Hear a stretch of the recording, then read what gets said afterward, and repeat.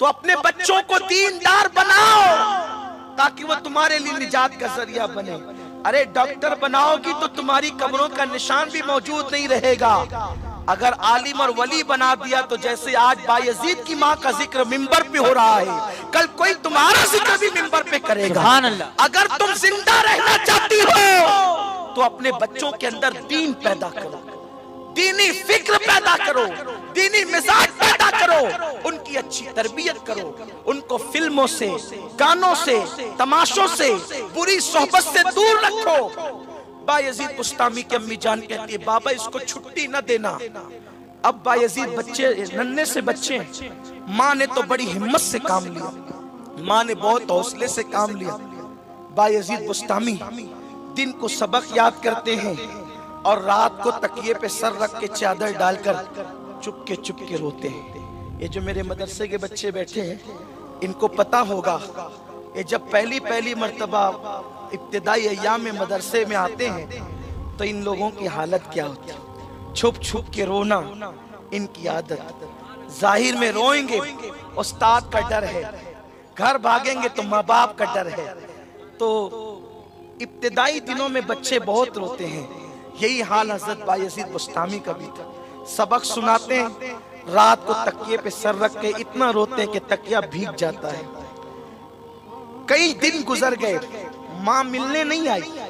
क्या वो माए थी, उनके लिए अल्लाह रसूल सब कुछ, अल्लाह सब कुछ, अल्लाह के बाद अल्लाह का रसूल सब कुछ। उन्हें औलाद की परवाह नहीं, उन्हें दीन की परवाह थी, उन्हें दीन की फिक्र थी। बायजीद बुस्तामी कई दिन हो गए, माँ मिलने नहीं आई। तो एक दिन उस्ताद के पास आए, उस्ताद जी मेरी अम्मी की मुझे बहुत याद आ रही है, एक काम करें मुझे छुट्टी दें। उस्ताद ने ये नहीं बताया कि मैंने तुम्हारी माँ से वादा क्या किया, कि माँ ने कहा जब तक आलिम नहीं बनेगा, वली नहीं बनेगा, भेजना नहीं इसको। अब ये कहते हैं कि उस्ताद छुट्टी, तो इन्होंने सोचा कि बच्चे को इसकी माँ की बात न बताऊं और इसको ऐसी बात कर दूं ताकि ये कभी छुट्टी ना मांगे। तो उस्ताद ने कहा बेटे तैफूर ठीक है, हम तुम्हें छुट्टी देंगे, लेकिन इतना सबक तुम पहले याद करके सुनाओ तो छुट्टी देंगे। एक हफ्ते का सबक एक दिन में दे दिया, क्योंकि उस्ताद जानते थे कि एक हफ्ते का सबक किसी भी बच्चे को एक दिन में याद नहीं हो सकता। जब ये याद एक दिन में नहीं करेगा तो छुट्टी कैसे होगी। इन्होंने सबक लिया और अल्लाह से दुआ की, अल्लाह जब तू जनाबे खिज्र के सीने में इल्म उंडेल सकता है, अल्लाह जब तू हुदहुद को बिल्कीस के तख्त का शऊर दे सकता है, अल्लाह जब तू नन्हे से बच्चे को माँ के दूध का शऊर और उसकी समझ दे सकता है, तो ये एक हफ्ते का सबक जो मेरे उस्ताद ने दिया है, क्या तू मुझे याद नहीं करा सकता? मेरे अल्लाह तू मुझे याद करा। ये जो नूरानी चेहरे वाले बच्चे हैं, ये कोई मामूली लोग नहीं है, ये वो लोग हैं जब चले तो फरिश्ते अपने परों को बिछाते हैं।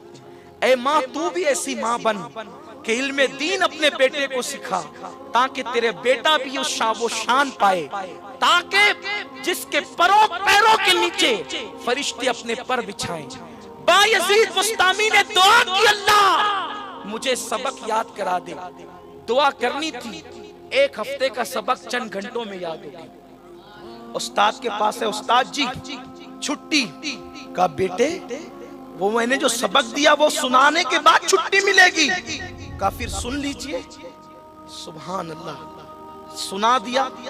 अब उस्ताद के पास कोई बहाना नहीं था, कोई बहाना नहीं था।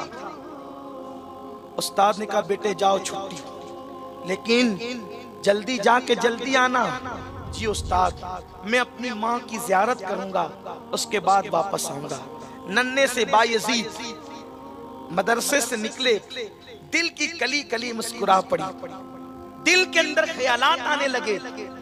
कई महीनों के बाद माँ मिलेगी तो मैं माँ के साथ कितने प्यार की बातें करूंगा, मेरी माँ मेरा कितना लाड करेगी, वो मेरी पेशानी चूमेगी, वो मेरे गालों को बोसे देंगी, इस तरह से फिर मैं जाके मदरसे की बातें बताऊंगा, सबक सुनाऊंगा कि देखो मैंने कितना पढ़ लिया है।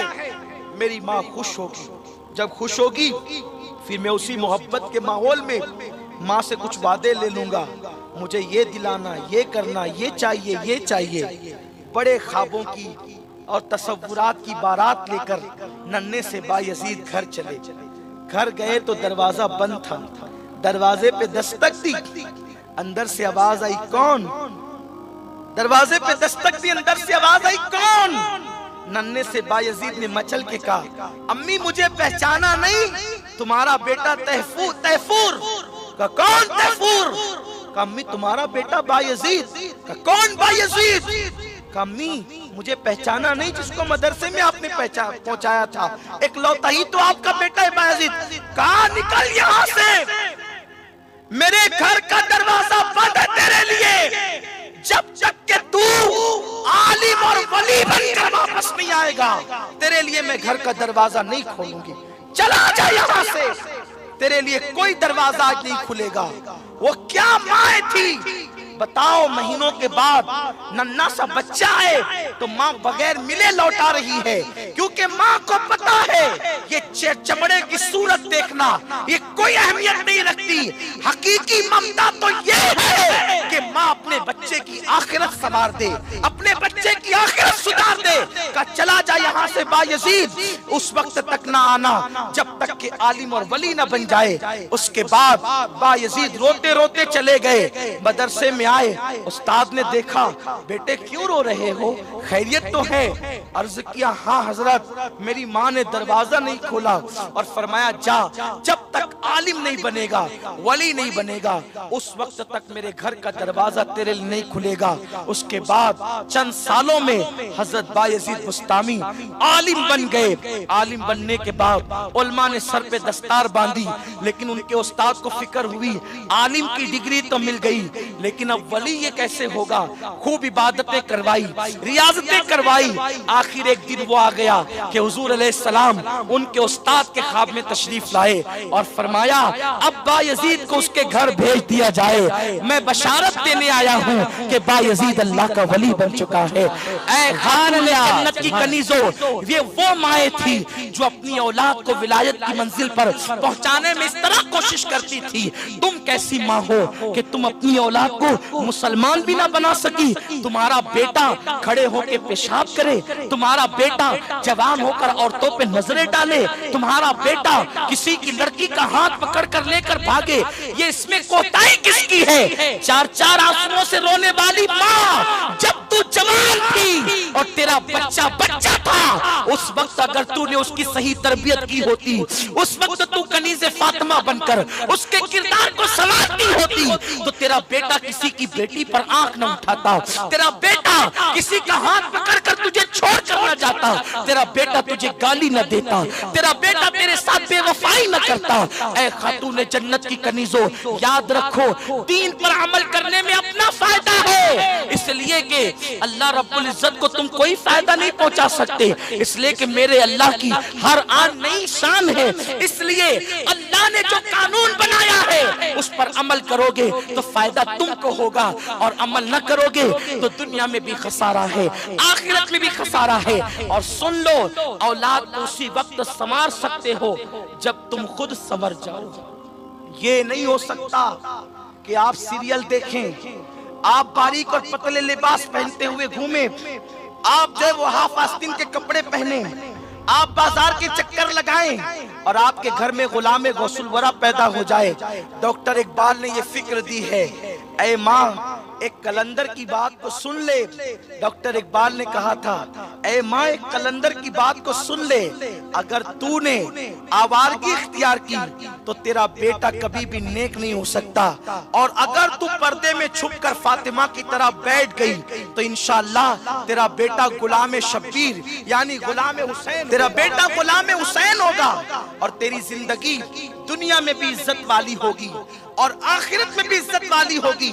अल्लाह रब्बुल इज्जत तुझे कब्र के अंदर तेरे जिस्म को तरोताजा उस वक्त रखेगा जब लोगों के जिस्म को कीड़े खा जाएंगे। ऐ खातून जन्नत की कनीजों, आओ खुद भी अपने आप को और अपने अहलो अयाल को दीन से करीब करो।